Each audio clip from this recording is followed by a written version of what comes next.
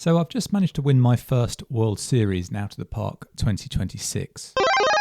And although it wasn't the best team I've ever come up with in OOTP, it turned out to be good enough. So what is it that makes a World Series a winner? What do you need to do? So to start with the meta, to be good at it, I think you do need some sort of methodical approach that you repeat and then iterate. In my case, I use a projection system that I've been calling Pistachio, and that I went into in the last video I uploaded to YouTube. I think then you need to be a little bit aware of the game's, let's call them exploits, and then responsible in the way that you play the game, so you're not just drilling into the exploits. Now, this isn't going to be a video about the exploits of OOTP. I play the game pretty vanilla on the default settings, single player, I don't play multiplayer. So I keep it pretty simple. But there's a bunch of different things. There's things like stealing relievers in the Rule 5 draft, which I absolutely do and did in the last video I uploaded here. There's the generally overpowered coaching and scouting director that you can put together in single player. There's mucking about with the make this work now trade button to come up with endless versions of trades. And there's little things like when a player comes up for arbitration and you give them a 1-year deal at precisely 95.1% of the arbitration estimate, which they'll always accept. Everyone's going to have their own view on all this stuff, and this isn't really the place to get into that. What I'm more interested in is the idea of using systematic thinking to make better decisions, and to me that makes these games more interesting. So here I've got on the screen the roster that I've just won the World Series with, and next to each player's name is the wins above replacement projection that comes from the projection system I've been using. And in particular, my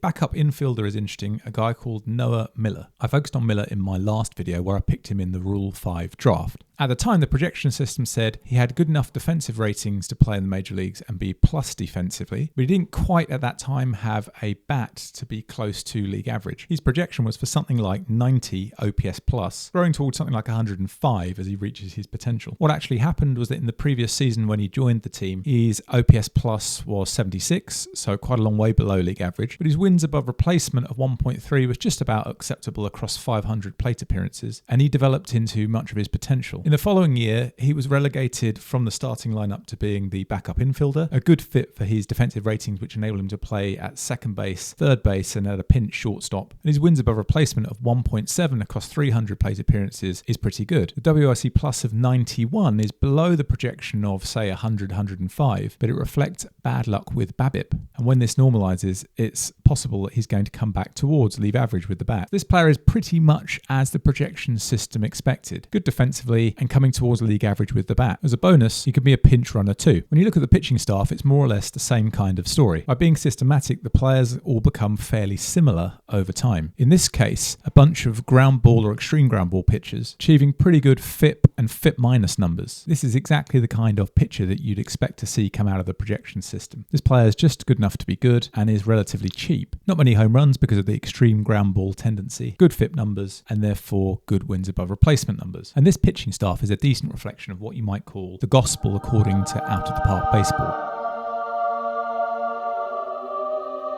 Now, I totally get that this changes with different versions of the game, and I get that it might even change with different patches of the game. But a decent starting point is to start with ground ball pitching, targeting players where you expect a high FIP minus metric. That means fewer home runs and more balls in play, and therefore seeking good fielding, including good catcher framing. Framing is the idea that the catcher can influence the size of the strike zone, and so a good catcher makes the strike zone slightly bigger, making it easier for all your pitchers. You then look for enough offense, which we can measure in weighted runs created plus, or its close relation OPS plus. And when we quantify whether a hitter's expected offense is enough, we do it with reference to the so-called defensive spectrum, which I'll come on to talk about later. Now, my Cubs team were a bit lucky to win the World Series this time, because as you can see here, they were not the best team in the league. When you look at win percentage, it was either the Baltimore Orioles or possibly the Los Angeles Dodgers. And this is hardly unusual in baseball. In fact, it's quite common for the World Series winner not to be the best team in the league. And this is not just baseball, this happens across all American sports because of the insistence on having a championship match at the end. This happens in the Super Bowl, the Stanley Cup, and the NBA Finals too. It's very different to what happens in European sports where you can feel fairly confident that the team that wins a league is the best team in that league. So the team that wins the Premier League is probably the best team in the Premier League. They've all played each other home and away, and there's a fairly large sample size, unlike in the playoffs in baseball, where even with a best of 5 or best of 7 series, you don't have enough sample size to see who the best team is. So there's huge amounts of luck involved, and it's for that reason I think that out of the park baseball feels a bit harder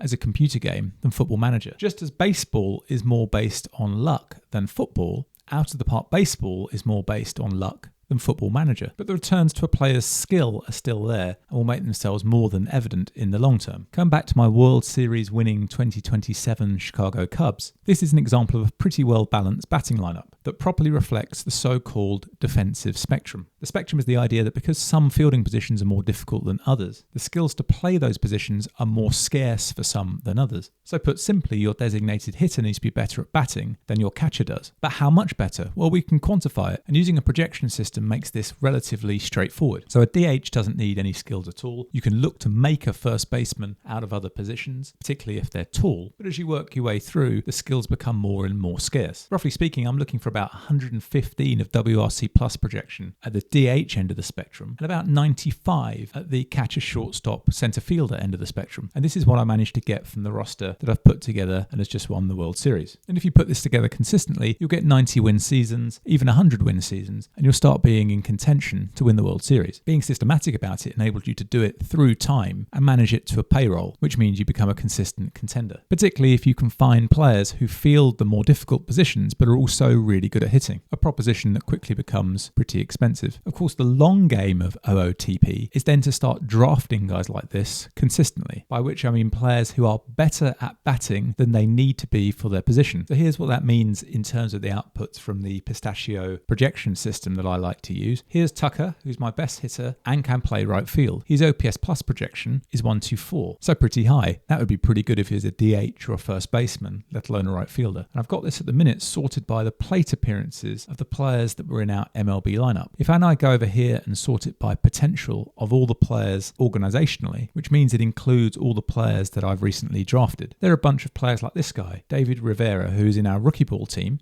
and projects towards an OPS plus of 120 while being able to play either second or third base. Now, whether Rivera will hit that projection is anybody's guess, but the plan is that he's going to have a very good bat for a second baseman or possibly a third baseman. And when I'm drafting, I try to be systematic about avoiding loads of bats that are league average on players who can't really field. Indeed, most of the players at the top of these potential projections are players that can't field as well. But I do at least try to be systematic in avoiding players who can bat for league average but can't really field, because there's not that much point in drafting those. So I think having a systematic approach to the game helps me win more games, as well as making the game more fun and immersive. But I don't think that these are the most optimized forecasts one could possibly have. The calculations were designed for a previous version of the game, and indeed the entire rating system of the game has changed in some areas, which has required a few hacks from me to make it make enough sense to be usable. These are 80-20 numbers at best, but they do a pretty good job at telling you which players are better than other players and whittling down players from all the game's population down to the 5 or 10 that are actually worth having a look at in each specific situation. So I think the numbers are good enough to use